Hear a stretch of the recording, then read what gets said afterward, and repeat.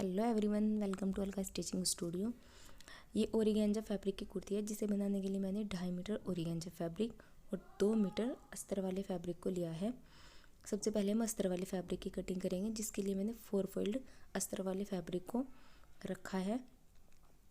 इसकी total length है 40 inch, जिसमें हम कुर्ती की टोटल लेंथ रखेंगे 42 इंच। सबसे पहले हम शोल्डर का निशान लगाएंगे 7 इंच। अब हम आर्म होल का निशान लगाएंगे 7 इंच। दोनों निशानों को आपस में मिला देंगे और इसके बाद हम एक सीधी लाइन ड्रॉ करेंगे। अब हम अपनी फिटिंग के निशान के लिए 14 इंच पर एक निशान लगाएंगे लंबाई का और 7 इंच अपनी कमर के हिसाब से। अपनी फिटिंग के अनुसार आप फिटिंग का निशान लगा सकते हैं। मैंने यहाँ 9 इंच ऊपर से 7 इंच कमर और 9.5 इंच हिप का निशान लगाया है और तीनों निशानों को आपस में मिला देंगे। के बाद हम एक्स्ट्रा मार्जिन का कपड़ा लेंगे, जिसमें आप 1.5 इंच या 2 इंच कुछ भी ले सकते हैं और इन्हें भी आपस में मिला देंगे। इसके बाद हम 1.5 इंच पर एक निशान लगाएंगे और आर्म होल की गोलाई देंगे। आर्म होल की गोलाई देने के बाद हम अपने पल्लों की नाप लेंगे और नीचे की तरफ एक निशान लगाएंगे और आपस में मिला देंगे। अब हम इसकी कटिंग करेंगे।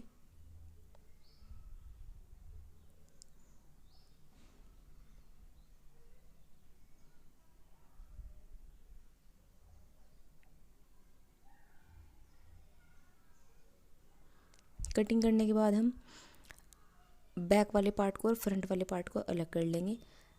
ये हमारा बैक पार्ट है। फ्रंट पार्ट में हम आधा इंच आर्म होल पर निशान लगाएंगे अंदर की तरफ और इसकी कटिंग कर लेंगे।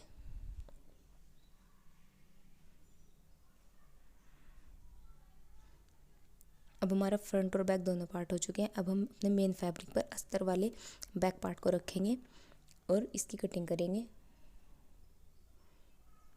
हमने यहाँ फ्रंट और बैक दोनों पार्ट एक साथ निकाले हैं।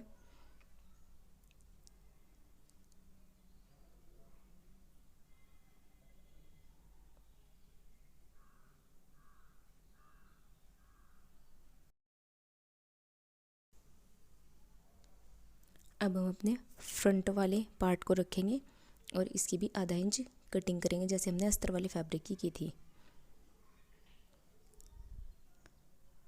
अब हम अपनी बाजू की कटिंग करेंगे। ये मैंने बैलून वाली बाजू बनाई है, जिसकी टोटल लेंथ मैंने 15 इंच तैयार रखी है और निशान लगाया है 14 इंच पर, जिसमें आधा आधा इंच सिलाई का आगे की तरफ और आधा इंच पीछे की तरफ।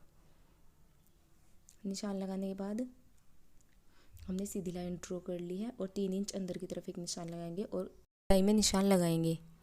आगे फिटिंग का हमारा इसमें कोई नाप नहीं है, आप चाहे तो कम या ज़्यादा कर सकते हैं, क्योंकि हम इसमें आगे एक पट्टी डालेंगे जिसमें प्लेट्स होंगी।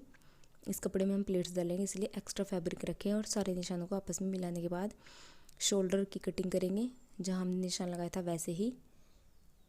इसकी टोटल लेंथ हमने 14 इंच ली है, जिसमें आधा आधा इंच हमारा सिलाई में जाएगा, तो ये 13 रहेगी और 2 इंच हम इसमें आगे पट्टी लगाएंगे जिसमें डिज़ाइन बनेगा, तो ये कंप्लीट हमारी 15 इंच तैयार होगी।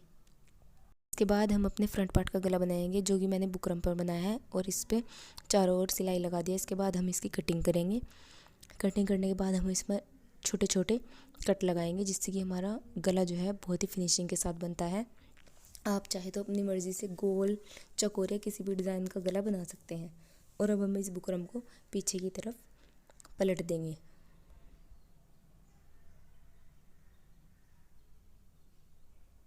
हमारा गला बनकर तैयार है। अब हम इस पर एक सिलाई लगा लेंगे फिनिशिंग से। अब हम अपने बैक पार्ट का गला बनाएंगे, जिसकी चौड़ाई मैंने 2.5 इंच ली है और लंबाई 6 इंच ली है। एक सीधी लाइन ड्रॉ करेंगे और एक चौकोर बॉक्स बना लेंगे। सारे निशानों को आपस में मिलाने के बाद आधा इंच गहराई पर गोलाई का निशान लगाएंगे और इस निशान को कट कर लेंगे। पीछे के गले को कटिंग करने के बाद हम इस पर रेब की पट्टी लगाएंगे और पीछे के गले को फिनिशिंग के साथ तैयार करेंगे। गला तैयार करने के बाद हम फ्रंट वाले पार्ट को रखेंगे और दोनों शोल्डरों को आपस में जोड़ देंगे। दोनों शोल्डर पर सिलाई लगाने के बाद हम अपनी फिटिंग का निशान लगाएंगे और फिटिंग वाले निशान पर भी सिलाई लगा लेंगे।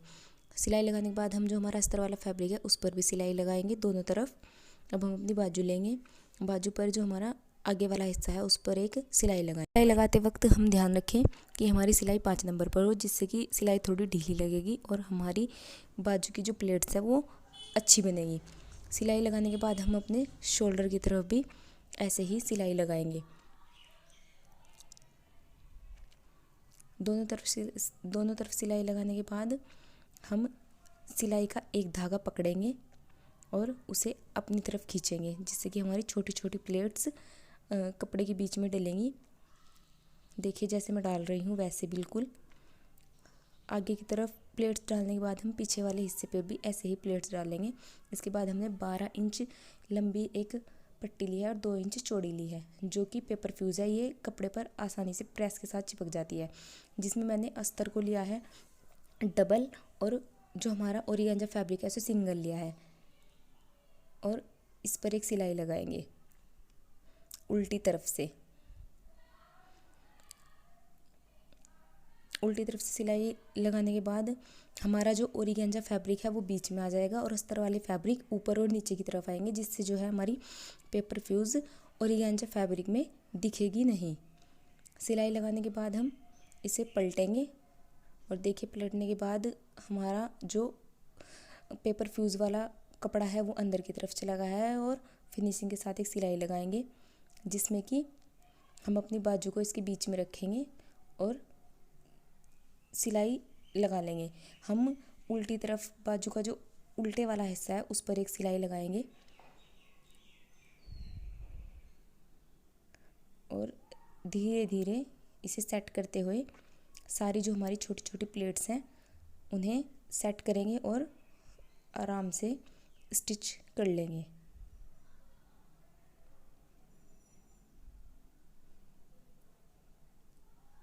उल्टी तरफ सिलाई लगाने के बाद हम सीधी तरफ इसे पलटेंगे और जो हम एक फिनिशिंग से ऊपर की तरफ सिलाई लगाएंगे।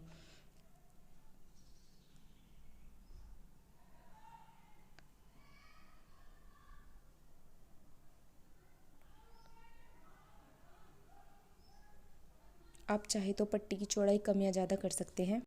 इसके बाद हम बाजू की फिटिंग के निशान लगाएंगे।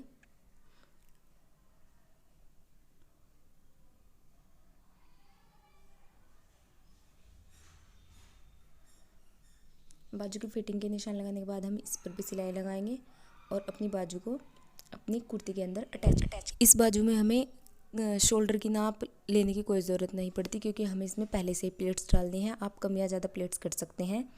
जो आगे एक्स्ट्रा फैब्रिक है थोड़ा बहुत जो निकलता है उसे कट करके अलग कर लेंगे। हमारी बाजू लगभग तैयार है। बाजू तैयार करने के बाद अब हम इन्हें अपनी कुर्ती में अटैच करेंगे।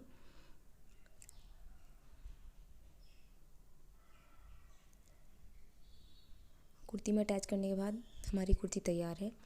Thanks for watching this video.